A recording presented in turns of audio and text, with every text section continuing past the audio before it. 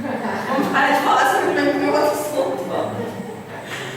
E eles são um dos únicos animais que têm o autorreconhecimento. Eles olham no espelho e eles se veem no espelho. São eles os morongos.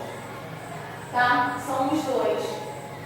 Fora outras características, se eu vou ficar falando aqui, eu vou ficar falando só do chimpanzé. Tá? Dentre todos eles, eles são os mais parecidos com nós, seres humanos. Ele tem hábitos parecidíssimos com os seres humanos. E na cara que a gente descende deles. Não tem como você dizer que não.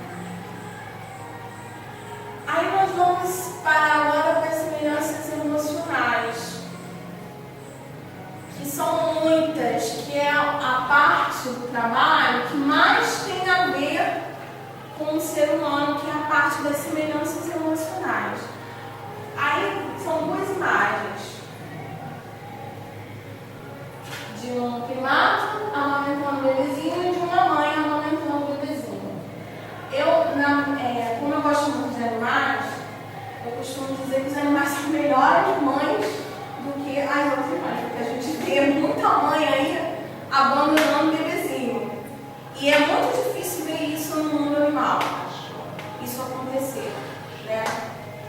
Então, essa parte emocional tem muito a ver com eles. Então, tem vários casos. Tem o caso da Lilica, que a gente falou mais à frente, né? Que é a parte emocional, que ela nos ensina a ser solidários com os outros. Tem casos também estudados em livros, por exemplo, Celso Martins, ele relata dois casos. O caso do cão, o dono ensinou o cão a ir comprar pão. Então ele botava o dinheiro na coleira do cão, o cão ia até a padaria, o padeiro pegava o dinheiro e entregava os 5 pães para o cão. Só que aí, uns dias depois, quer falar alguma coisa, Cícero? Não. Só para complementar, ou ilustrar, né?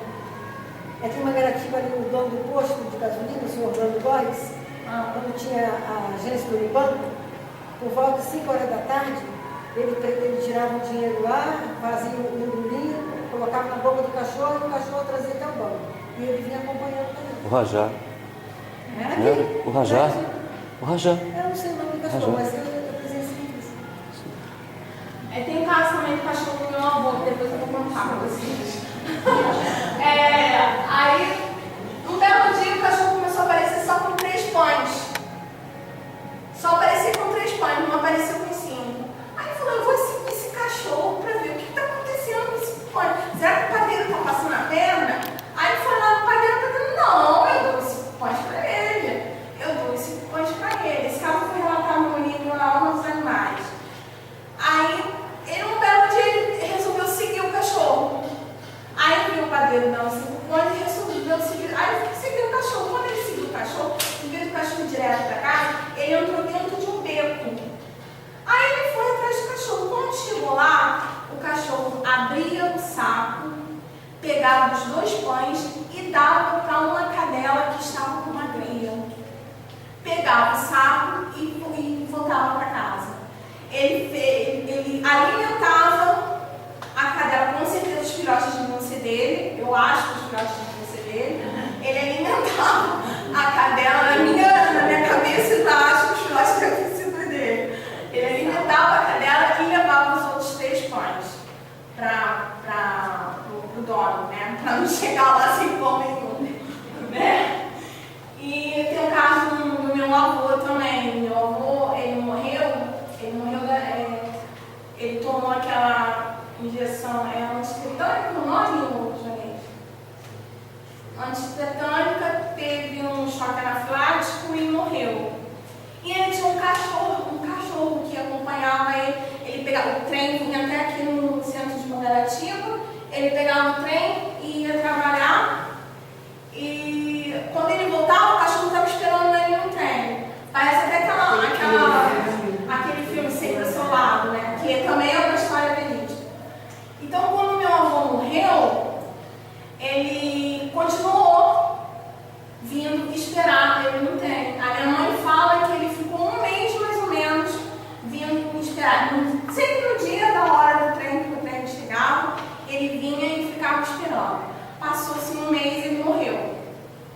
acordaram de manhã e encontraram um cachorro morto. Teve uma morte súbita. Tá? Passou na televisão esse caso de uma cadela que se mudou para os filhotes do cemitério. Tem o caso da gata também que se mudou do cemitério. Tem o caso de um mendigo também, que o cachorro foi internado no hospital, ele morreu e o cachorro continuou na frente do hospital esperando o cara sair. Então, quer dizer, as semelhanças emocionais são enormes. Então, não é fingimento quando você chega em casa, aqueles bichinhos tudo peludinho, fica pulando você de alegria. Não é fingimento, é amor mesmo. Tá? É amor mesmo. E eu costumo dizer, da minha experiência com banho tosa, que os animais, eles sabem amar. O ser humano não sabe. O ser humano confunde muito os sentimentos. Já os animais, eles sabem amar. E eles fazem da forma mais pura possível que você possa ter. Vamos parar de falar porque começou a chorar. Não. Eu não conheço dinheiro. Hã? Eu não conheço dinheiro. Eu conheço dinheiro. Aí agora nós vamos para as perguntas. Tá? São todas as perguntas do Livro dos Espíritos e que vão nos falar mais um pouquinho sobre essa semelhança entre o mundo animal e nós seres humanos. A primeira pergunta é 597. Pois que os animais possuem uma inteligência que lhes faculta certa liberdade de ação, haverá neles algum princípio independente da matéria? Há o que sobrevive ao corpo. E o que sobrevive ao corpo é o que, gente? Será que esse princípio, faltou um leve, é uma alma semelhante à do homem? É também uma alma, se quiseres, dependendo do sentido que se der a esta palavra. É, porém, inferior à do homem. Há entre a alma dos animais e a do homem distância equivalente à que medeia entre a alma do homem e Deus. E dos seres angelicais também, né? Dos nossos protetores aí. Há uma diferença muito grande entre nós e os nossos protetores. E até mesmo as pessoas encarnadas. Então, isso aí nos leva aqui que se eles sobrevivem ao corpo, eles têm um perispírito. Tá? Então, eles têm uma alma.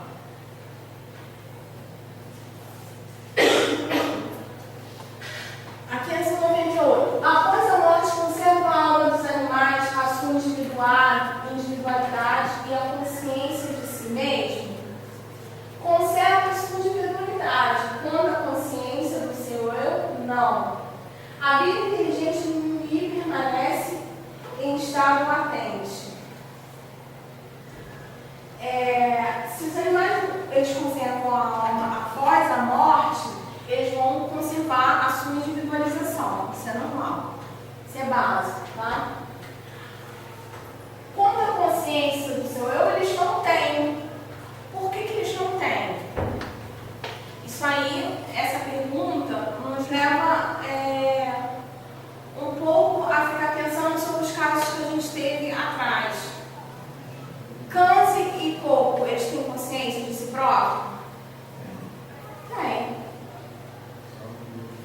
Só que a gente tem que pensar assim, que quando o Livro dos Espíritos foi ditado, era uma época que não existiam pesquisas.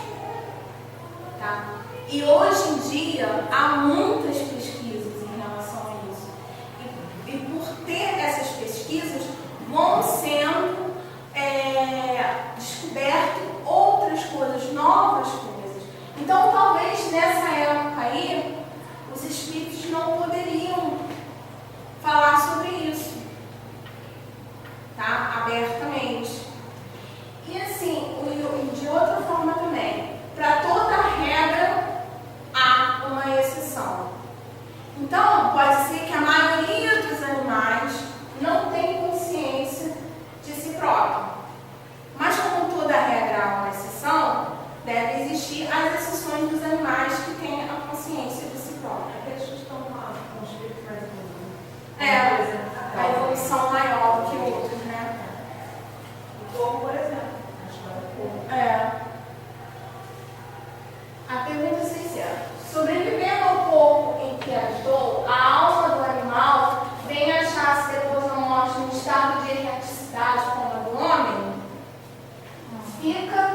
espécie de erraticidade, pois que não mais se acha unida ao corpo, mas não é o espírito errante.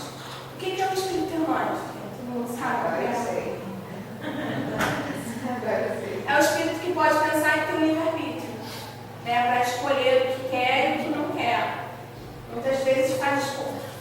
95% das vezes faz escolha errada. A consciência de si mesmo é o que constitui o principal atributo do espírito. O animal, depois da morte, é classificado pelos espíritos a quem incumbe essa tarefa e utilização quase imediata.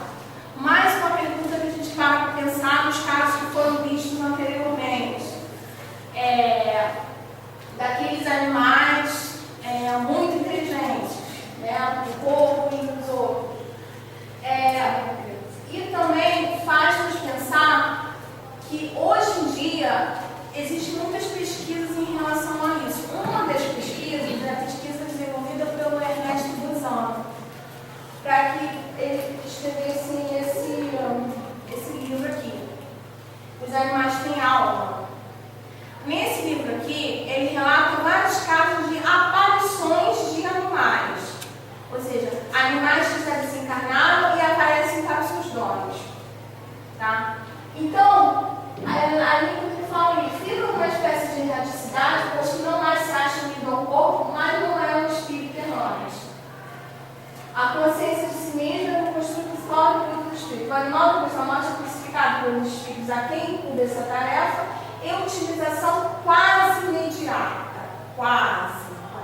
A gente sabe que existem animais que desencarnam aqui e vão reencarnar em outro lugar. Por exemplo, uma barata. Você mata uma barata, ela volta e reencarna. Então não se sinta culpada quando você matar uma barata. Não, uma vez a gente estava fazendo uma ração ali no centro, né? Aí saiu lá um baratinho.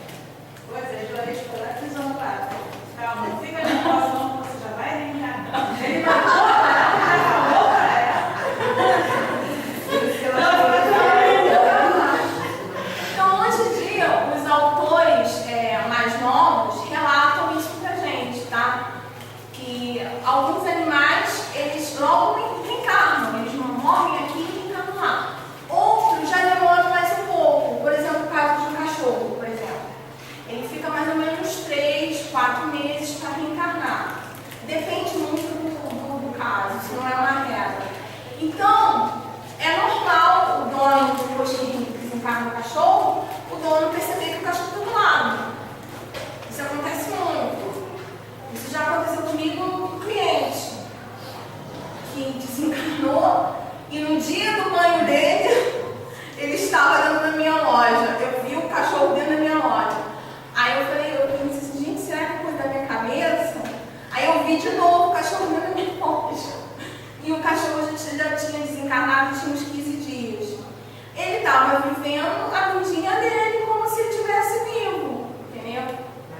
Ele sabia que naquele dia ele ia tomar banho e ele estava lá na loja. Então, existem animais que demoram mais um pouco, tá? Para reencarnar. Mas não é muito tempo que eles ficam desencarnados. É no máximo alguns meses e logo depois eles vão reencarnar. Isso vai depender da evolução do animal também, ou da espécie também. Então, explicando essa pergunta, que a primeiro momento parece que ela não condiz com a verdade, mas pensando bem, eles botaram ali um quase imediato para deixar bem aberto para que a gente possa receber essas informações que a gente recebe hoje, que naquela época não tinha. Aí a pergunta 601. Os animais estão sujeitos, como o homem, a uma lei progressiva? Sim, e daí vem que nos mundos superiores, onde os homens são mais adiantados, os animais também são, dispondo de meios mais amplos de comunicação. São sempre, porém, inferiores ao homem e se acham submetidos, tendo neles o homem servidores inteligentes. Nós temos casos, o que eu posso dar de exemplificação é um caso que foi relatado na Revista Espírita em 1858, onde o Espírito fala dos animais de Júpiter. Júpiter tem população, tá, gente? Se você não sabe, Júpiter tem população. E é uma população mais evoluída que nós. Mozart veio de lá, encarnou aqui, retornou e já está de volta na Terra. Hã? Mozart. Moça? Ah, não sabia disso. Então, isso aí a matéria evoluciona, não entendo muito, mas o que eu sei é que Júpiter ele tem uma população e a população dele é mais evoluída que nós. E os animais deles também são mais evoluídos que nós. Eu acho que é aí que está o elo de ligação, sabe, entre o mundo animal e o mundo humano. Porque não existe, por exemplo, um cachorro não consegue desencarnar agora, por mais que ele seja evoluído, e reencarnar num ser humano. Isso não existe. Tá? Tem que haver uma espécie entre os dois para que ele possa evoluir mais, tá? E para que ele possa um dia reencarnar como humano. Então, daí, essa é uma opinião minha, eu não li isso em nenhum outro lugar, mas assim, pensando bem, eu acho que essa reencarnação que os animais vão para outros planetas mais superiores que nós, reencarnam de forma diferente, já é uma preparação para quando eles forem reencarnar como humanos, né? Que é no caso de Júpiter. Os animais em Júpiter eles são mais evoluídos que os nossos animais, tá? Eles fazem todo o trabalho braçal de Júpiter, por exemplo, construir casas, mexer com a terra, esse serviço mais pesado que a gente faz, que nós seres humanos fazemos, esse é o trabalho deles em Júpiter, tá? E eles deixam o trabalho, os humanos, não é humano, os espíritos encarnados em Júpiter, eles só ficam com a parte intelectual, com o serviço intelectual. Esse serviço braçal, quem faz são os animais. Eu acho que daí também que deve vir a mitologia grega, né, que fala do homem com perna de cavalo, um chifre na cabeça. Minotauro. Eu acredito que isso fala, digamos, seres híbridos, caso. Esses seres aí que é relatado na mitologia grega, né, seriam os animais, porque eles relatam que os animais eles têm forma física diferente dos nossos animais. Alguns têm tronco, outros não têm tronco, alguns têm pés de cavalo e corpo de homem. O que a gente lembra do pé de cavalo e corpo de homem? Que a gente tem consciência na mitologia grega. Minotauro. O Minotauro, né? Alguns têm chifres e outros têm o rosto deformado. Então, quer dizer, eu acho que na mitologia grega tem muito a ver. Eu acho que já são coisas que a gente está lembrando lá. Eles tinham zelo pelos animais. Lá na Grécia, algumas ilustrações que a gente vê do tempo antigo, nos portais, né, tinham leões, tinham lobos, eles acho que é uma forma de sei lá, de proteção, de acreditar. Na verdade, é o contrário. Embora. Agora a gente bota sozinho, né? Você já ouviu falar da lenda de Homerham? Não. De quê?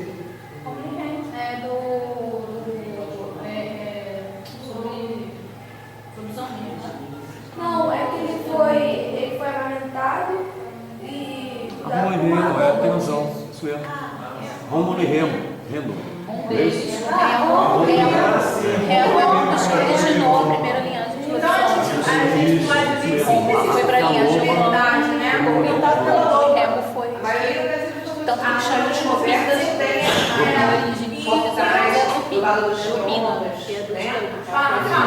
O planeta estrela de luz, os animais, eles desenvolvem atividades como se comunicam também. É? Já em Júpiter eles não se comunicam. Estrela de luz, eles falam. Eles, Lá no livro, você leu? Eu vi lá. em Júpiter eles fazem o trabalho braçal, mas eles não são escravizados, eles fazem porque tem que fazer, é o papel deles no mundo, mas eles não são escravizados e, conforme aqui está dizendo, eles não falam também. E eles, quem se interessar, está na Revista Espírita do ano de 1858, tá? Março, abril e agosto, exemplar de março, abril e agosto, tem falando sobre isso. É muito interessante. Se você para, você fica lendo e quer saber mais o tempo todo. Eu Eles falam exatamente sobre o corpo e as diferenças entre o bonobo e o chimpanzé. Muito interessante. Então, por aí a gente pode perceber o elo de ligação entre os animais e nós seres humanos, né? Que como nós, eles não só reencarnam no planeta Terra, eles vão reencarnar em outros planetas para aprender novas experiências, passar por novos corpos, igual a gente. Tá? Vocês pensam que vocês só encarnaram aqui no planeta Terra, não encarnaram não. Já tiveram em vários planetas. Mas isso é assunto para outra palestra. Luciana. Parece Luciana. Chora comigo. De onde tira os animais do princípio inteligente que constitui a alma da natureza especial de que são dados, do entendimento inteligente universal. Então, eu não julgo o princípio a inteligência do homem e dos animais, sem dúvida alguma. Porém, no homem passou por uma elaboração que a coloca acima do que existe no animal. Qual é essa elaboração? Evolução. Muitas outras encarnações, muitas outras histórias que fizeram com que ele evoluiu mais do que os animais. Então, por isso, ele tem uma inteligência mais apurada do que os animais.